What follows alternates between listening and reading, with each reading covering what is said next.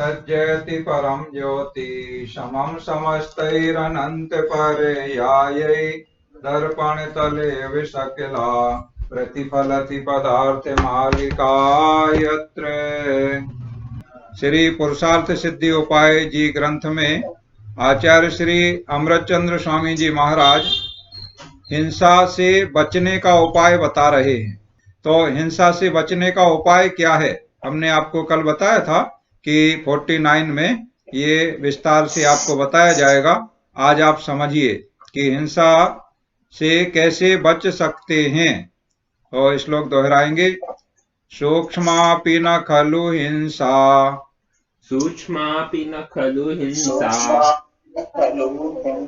परवस्तु निबंधना भवति पुंसः परवस्तु निबंधना भवति पुंसः हिंसाय तन्निवृत्ति हिंसाय तन्निवृत्ति परिणाम विशुद्धये तदपि कार्या परिणाम विशुद्धये तदपि कार्या अत्यल्प भी हिंसा नहीं पर वस्तु के कारण कभी पर भाव शुद्धि हेतु हिंसा आयतन छोड़ो सभी। देखो कितनी अच्छे तरीके से इस हिंदी पद में सारी बात को पूरा भाव भर दिया गया है कि अत्यल्प भी हिंसा नहीं पर वस्तु के कारण कभी, यानी पर वस्तुओं के कारण से कभी भी अति अल्प माने किंचित मात्र भी हिंसा नहीं होती है। कोई जो दूसरों को दोषारोपण करते हैं तो उनके लिए इस बात से समझ लेना चाहिए कि परवस्तु के निमित्त से किंचित मात्र भी हिंसा नहीं होती है। देखो द्रव्य हिंसा को हिंसा नहीं माना गया है। 44 आपको याद रखना होगा। द्रव्य हिंसा को हिंसा नहीं माना गया है, भाव हिंसा को हिंसा माना गया है।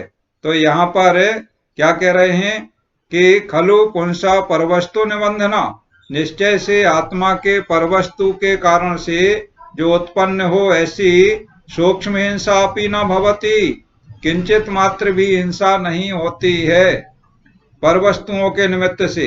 ये ध्यान रखना, आत्मा के परवस्तु के निमित्त से उत्पन्न हो ऐसी किंचित मात्र भी हिंसा नहीं होती है। तो फिर परवस्तुओं को त्याग करने की बात क्यों कही जाती है? अगर परवस्तु के निमित्त से कोई हिंसा नहीं होती है तो फिर परवस्तुओं को त्याग क्यों किया जाता है, ऐसा प्रश्न आता है। तो आगे कह रहे हैं तदपि परिणाम विशुद्धये। देखो हिंसा किससे होती है? परिणामों से, रागादि परिणामों से हिंसा होती है, ठीक है ना। तो वो परिणामों की विशुद्धि करने के लिए, परिणाम विशुद्धये, परिणामों की विशुद्धि के लिए, परिणामों की निर्मलता के लिए हिंसायतन निवृत्ति कार्या, हिंसा के स्थान का या हिंसा के उपकरण आदि का त्याग करना उचित है। हिंसा के जो उपकरण हैं, हिंसा जैसे अनर्थ दंड में आपने पढ़ा था ना, हिंसा दान नाम का जो अनर्थ दंड होता है, तो हिंसा के उपकरण किसी को नहीं देना चाहिए। तो वो हिंसा के उपकरण हैं या हिंसा का स्थान है। तो जैसे कोई एक स्थान विशेष होता है, वहां पर जाने से क्रोध आता है। कोई स्थान विशेष का ऐसा प्रभाव होता है कि उस स्थान पे जाओ तो हिंसा के भाव पैदा होते हैं। जैसे युद्ध क्षेत्र में कोई जाएगा तो उसके मरने मारने के भाव पैदा हो जाएंगे, वो उस स्थान का विशेष प्रभाव है, ऐसा होता है। ऐसा एक प्रसंग आता है कि जो परशुराम जी हुए हैं रामायण में, आप लोगों ने देखा होगा तो सीरियल में, तो परशुराम और लक्ष्मण का जब संवाद होता है, राम का धनुष, राम ने जब धनुष तोड़ दिया तो परशुराम आए और उनसे लक्ष्मण का विवाद हुआ, संवाद हुआ। तो वो जो परशुराम जी थे उनके माँ का नाम था रेणुका, और परशुराम ने अपनी माँ रेणुका का वध कर दिया था नदी के किनारे एक स्थान पर। तो वहां से प्रसंग जब श्रवण कुमार जी, श्रवण कुमार का नाम आपने सुना होगा, जो अपने जो अंधे माता पिता को अपने कांवर में कंधे पर बिठा करके उन्होंने तीर्थ यात्रा करवाई थी। तो इस तरह से माता पिता के भक्त विशेष श्रवण कुमार का नाम स्मरण किया जाता है। तो वो श्रवण कुमार चारों धाम की सभी जगह की यात्रा करा के जब वापस आ रहे थे तो उसी स्थान पर वो नदी के किनारे आकर के विश्राम के लिए ठहरे, रुके। तो उनके मन में ये भाव आया और उन्होंने कह दिया माता पिता से कि हमने बहुत आपका बोझा ढो लिया है, अब हमसे नहीं बनता है, अब हम तो आपको यहीं छोड़ करके जाते हैं, ऐसा उन्होंने कह दिया। तो श्रवण कुमार के माता पिता जो दीर्घ अनुभवी थे और अच्छा उनको अनुभव ज्ञान था, तो उन्होंने ये विचार किया कि ये बेटा जिसने हमें अपने कंधों पर बैठा करके कांवर में चारों धाम की यात्रा करा दी और आज अचानक ये विमुख क्यों हो रहा है, क्यों ऐसी बातें कर रहा है, कभी तो इसने सेवा में कोई कमी नहीं की है। तो वो विचार करके सारी बात पर पूर्वा पर विचार किया। फिर कहते हैं श्रवण कुमार से कि बेटा एक काम कर दे, अगर तू अब हमारा बोझा नहीं उठा सकता है तो बस इतना सा काम कर दे कि ये नदी के उस पार हमें पहुंचा दे, बस उसके बाद हम स्वतंत्र, हमें छोड़ देना और तेरी जैसी इच्छा सो वैसा करना। तो श्रवण ने भी सोचा कि चलो ठीक है, अब अगर अंतिम इच्छा के रूप में इतनी सी बात कह रहे हैं, नदी पार ही तो कराना है, ऐसी तो हमने सैकड़ों नदियां पार कराई हैं, तो एक नदी और पार करा देते हैं, इतनी सी बात है। तो वह उनको नदी पार कराता है और जैसे ही नदी के उस पार पहुंचता है तो उसके भाव परिणाम एकदम बदल जाते हैं और वह अपने माता पिता से क्षमा याचना करता है बार बार। अपने जो उसने पहले जो शब्द बोले थे उनके लिए प्रायश्चित करता है कि मुझसे बड़ी भूल हो गई, बड़ी गलती हो गई।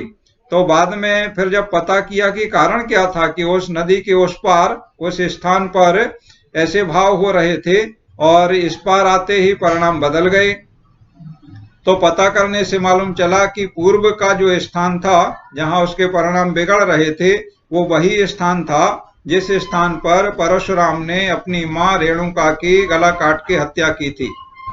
तो उस स्थान के जो परमाणु थे उनमें ये विशेष बात, उस स्थान पर जो भी जाता तो उसके मन में वैसे ही दुर्भाव आने लगते थे। इस प्रकार के क्षेत्र का असर होता है। तो यहाँ पर वही बात आचार्य श्री अमृतचंद्र स्वामी जी कह रहे हैं कि परिणामों की निर्मलता के लिए हिंसा के स्थान का त्याग करना उचित है। तो दूसरी वस्तुओं के निमित्त से हिंसा बिल्कुल नहीं होती है, लेकिन उन दूसरी वस्तुओं के निमित्त से परिणामों में राग द्वेष आदि उत्पन्न होता है और वो राग द्वेष से हिंसा होती है। राग आदि परिणामों को हिंसा कहा है, क्रोध आदि को हिंसा कहा है। तो जिन वस्तुओं के निमित्त से हमारे क्रोध मान माया लोभ आदि के परिणाम होते हैं, राग द्वेष आदि के परिणाम होते हैं, मोह के परिणाम उत्पन्न होते हैं, उन वस्तुओं का या उन स्थानों का त्याग करना उचित है। द्रव्य, क्षेत्र, काल और भाव, इन चार चीजों का, इन्हें चार चतुष्टय कहते हैं।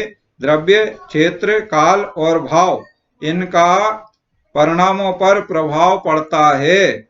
इसलिए हमें जो हिंसा के स्थान हैं, हिंसा के जो वस्तुएं हैं, पदार्थ हैं, उनका त्याग करना चाहिए। इस प्रकार से हम हिंसा से बच सकते हैं। श्लोक दोहराते हैं, सूक्ष्मापि न खलु हिंसा पर वस्तु निबंधना भवति पुंसः हिंसाय तन्निवृत्ति परिणाम विशुद्धये तदपि कार्या। और अब आगे बहुत ही महत्वपूर्ण श्लोक आ रहा है। 50 नंबर का श्लोक है। इसमें सावधान कर रहे हैं, सचेत कर रहे हैं। किस प्रकार सचेत कर रहे हैं कि एकांत का निषेध किया जा रहा है। इसमें एकांत से मतलब पहले भी ये बात आ गई है कि शुरू में ही भूमिका में बता दिया गया है प्रस्तावना में कि निश्चय नय और व्यवहार नय। निश्चय नय मुख्य है, व्यवहार नय गौण है। निश्चय नय भूतार्थ है, व्यवहार नय अभूतार्थ है। निश्चय नय परमार्थ है। तो निश्चय नय जो परमार्थ है, भूतार्थ है, सत्यार्थ है, अनेक नामों से कहा जाता है, वही श्रेष्ठ है। ये बात सत्य है। अब जब निश्चय नय ही परमार्थ है तो हम व्यवहार नय का आश्रय क्यों लें? इस तरह से कोई एक नय का ही आश्रय ले तो एकांतवादी हो जाएगा, या कोई केवल निश्चय का आश्रय ले या कोई केवल व्यवहार का आश्रय ले तो दोनों एकांतवादी कहलाएंगे। तो यहाँ एकांत का निषेध किया जा रहा है। समझेंगे? श्लोक दोहराइए। निश्चयम बुद्धिमानो यो निश्चयतस्तमेव संश्रयते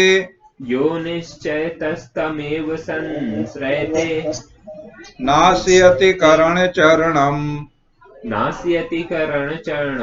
सा वही करणालसो बालः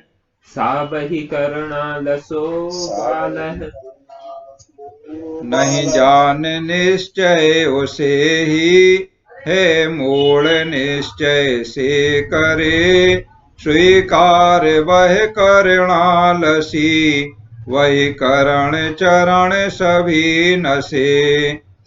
सा या निश्चयम अबुद्धिमाना, निश्चय को नहीं जानते हुए, निश्चय माने परमार्थ, तो परमार्थ को नहीं जानते हुए, जो परमार्थ को नहीं जानते हुए तमेव नियमता संश्रयते, तम एव उसे ही नियमता संश्रयते नियम से अंगीकार करता है। देखो, निश्चय को जानता नहीं है और उसे अंगीकार करता है। तो वह क्या करता है? जैसे यहाँ आगरा में बनारसी दास जी हुए, अच्छे विद्वान व्यक्ति थे, पंडित थे। बनारसी दास के अनेक कथानक आते हैं। एक बार एक चोर चोरी करने के लिए उनके घर में आया और उसने बहुत सारा धन माल चुरा लिया और चुरा करके गठरी बांध करके वह रखा हुआ था। तो गठरी में वजन हो गया ज्यादा और बनारसी दास जी घर में सो रहे थे, उनकी आंख भी खुल गई। वो चोर को देख रहे थे बांधते हुए, तो भी वो उठे नहीं और उसको मतलब वो ले जाए ऐसी उसको खुली छूट दे दी उन्होंने। जरा भी ऐसा कोई संकेत नहीं किया कि जिससे चोर को पता चल जाए और वो छोड़ के भाग जाए। तो अब वो उन्होंने देखा कि चोर से बाहर वो निकाल के ले गया गठरी, अब वो सिर पे रखते उससे नहीं बन रही थी, तो भारी गठरी हो गई, उठा नहीं पा रहा था, ऐसे लेकर के बाहर तक तो ले गया। तो वो पड़े पड़े दृश्य देख रहे थे। तो उन्होंने क्या किया, उठ करके धीरे से गए और उसे सहारा दे करके उसके सिर पे वो गठरी रखवा दी और चोर ने भी अपने सिर पे गठरी रखी और लेकर के चला गया रात के अंधेरे में। अब वह चोर अपने घर पहुंचा और घर पहुंचा तो अपनी माँ से उसने ये घटना सुनाई कि आज तो बड़ा आश्चर्यजनक बात हो गई है। बोले, बेटा क्या बात हो गई है? तुम रोज चोरी करता है, आज विशेष बात क्या हुई? बोले, माँ विशेष बात ये हुई है कि मैंने चोरी करके बहुत सारा माल इकट्ठा किया, गठरी में बांध लिया और वो गठरी मुझसे उठ नहीं रही थी, सिर पर रखी नहीं जा रही थी, भारी हो गई थी। तो एक व्यक्ति ने आकर के, जो घर का व्यक्ति था, उसने स्वयं वो गठरी उठा करके मेरे सिर पर रखवा दी। तो माँ ने कहा उससे, चोर से, कि बेटा तूने बड़ी भूल कर दी आज, निश्चित रूप से तू बनारसी दास के घर में चोरी करने गया। मतलब इस घटना से आप ये समझ लें कि बनारसी दास आगरा में कितने प्रसिद्ध थे अपने धर्म आचरण के लिए, अपने व्यवहार के लिए। इतनी प्रसिद्धि कि चोर की माँ ने सारे नगर में कौन व्यक्ति ऐसा हो सकता है तुरंत कह दिया कि तू निश्चित रूप से आज बनारसी दास के घर में गया था। और बेटा ऐसे धर्मात्मा का माल तुम लेकर के आया है, तेरे लिए पचेगा नहीं, तुम तुरंत जाओ और वापस सारा माल उन्हें दे करके आओ। ऐसे माँ की बात को सुनकर के और वह चोर उल्टे पांव वापस आया, सारा गठरी सारा माल उनके लिए लौटाया, उनसे क्षमा याचना की और दे करके चला गया। तो वो बनारसी दास जी की बात हम आपको बता रहे हैं। इन्होंने समयसार ग्रंथ पढ़ा और समयसार ग्रंथ में आचार्य श्री कुंद स्वामी जी महाराज ने शुद्ध आत्मा का वर्णन किया है। अध्यात्म का श्रेष्ठ ग्रंथ है समय सार जी ग्रंथ। आचार्य श्री कुंद कुंद स्वामी जी ने 84 पाहुड़ ग्रंथों की रचना की है, जो वर्तमान में कुछ उपलब्ध हैं और बहुत सारे उपलब्ध नहीं हैं।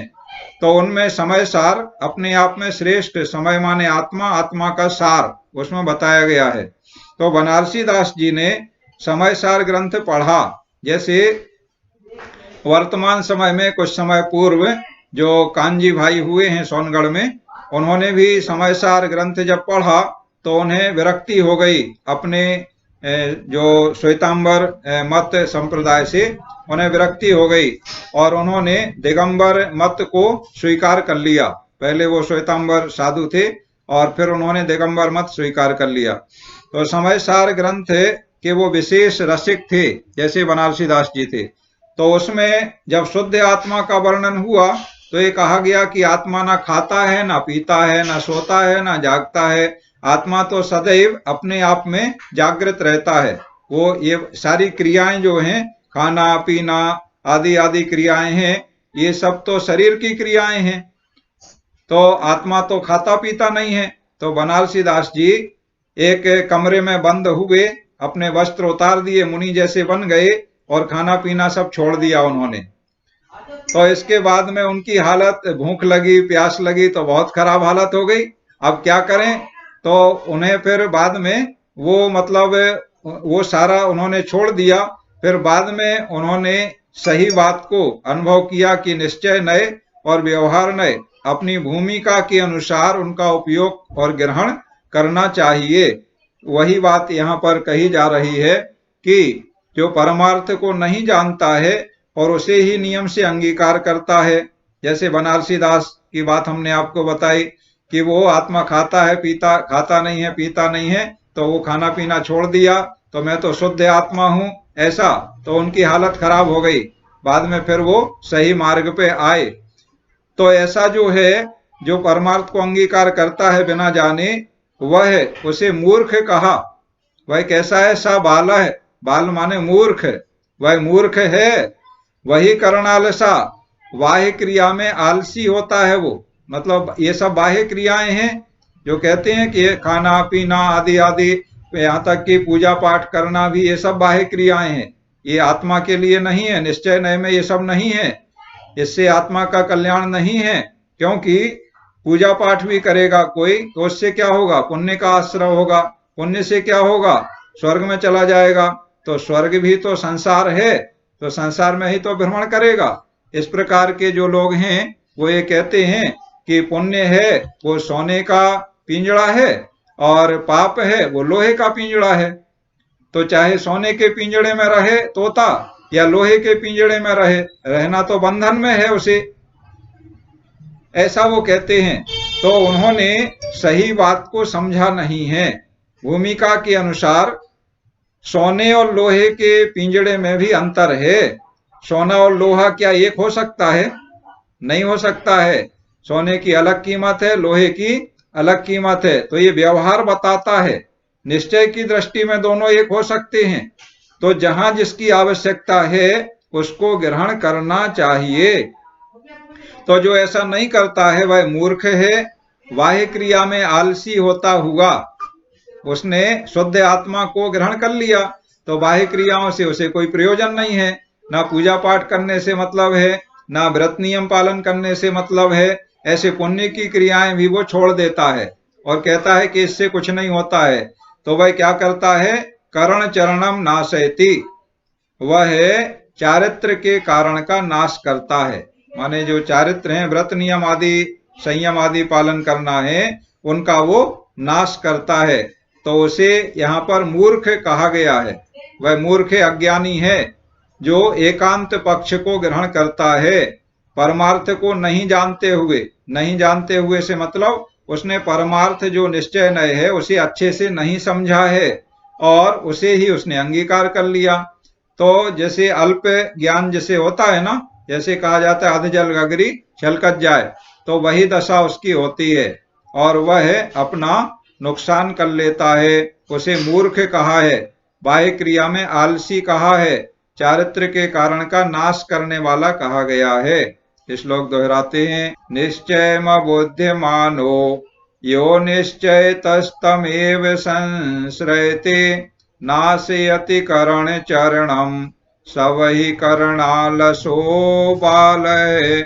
इस प्रकार 49 और 50 नंबर श्लोक में आपने हिंसा से हम कैसे बच सकते हैं और किस प्रकार निश्चय और व्यवहार नय का समयानुसार परिस्थिति अनुसार आश्रय लेना चाहिए, ये बात यहाँ पर आपने समझी है। और अब आगे इसी बात को विस्तार से बताने के लिए 8 सूत्र कहे जाएंगे, माने 8 श्लोकों में हिंसा के बारे में विस्तार से बताया जाएगा कि हिंसा और हिंसा का फल किस प्रकार से प्राप्त होता है, कैसे हिंसा होती है, कैसे हिंसा नहीं होती है। इसको एक एक उदाहरण दे दे करके विस्तार से आगे के श्लोकों में बताया जाएगा, उसे हम लोग कल से देखेंगे।